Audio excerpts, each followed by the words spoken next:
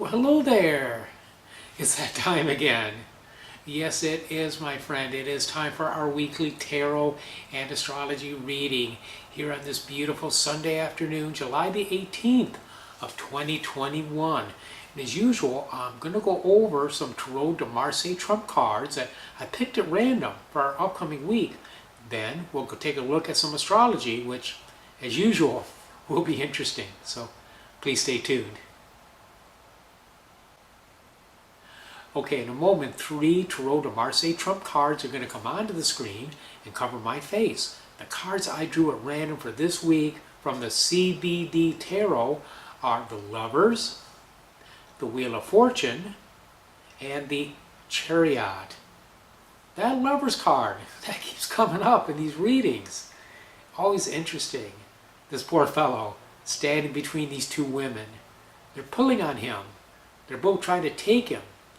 He needs to make a decision. He's not sure. Above him is Cupid, pulling back his arrow as if to say, I'll help you, guy. I'll make a decision for you, whatever we need to do. Now, this could be us in a state of confusion. We could be being pulled on by different people, literally. It could be circumstances that are vying for our attention, situations that are vying for our attention. And the next card, the Wheel of Fortune, we see that our man, surrounded by the women, has become this rather kingly figure at the top of the wheel. He's sitting on a throne, holding a sword.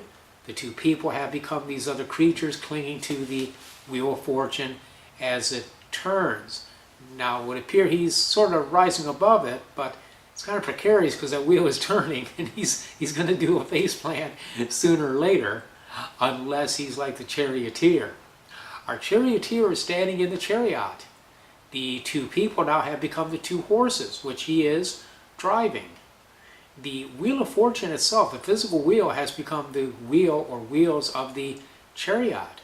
So he's riding the course of destiny, riding the events, controlling, dominating, not being dominated, not being pulled in different directions, but taking control. So it looks to me like we have to really work to maybe raise our vibration, our perspective, and assert ourselves this week in order to avoid being pulled into situations that would consume us, waste our time, or at least diminish our efforts towards our purpose.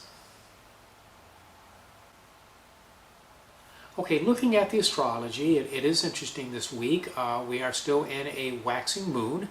The moon is increasing in strength, which it's going to do up until next Friday, the 23rd. It will be a full moon in Aquarius. Now, in the meantime, we do have a couple of days that are nicely aligned with the planetary rulers and phases of the moon, aspects of the moon. We have on Tuesday, the moon is going to be in a trine aspect to Mars. Mars rules Tuesday.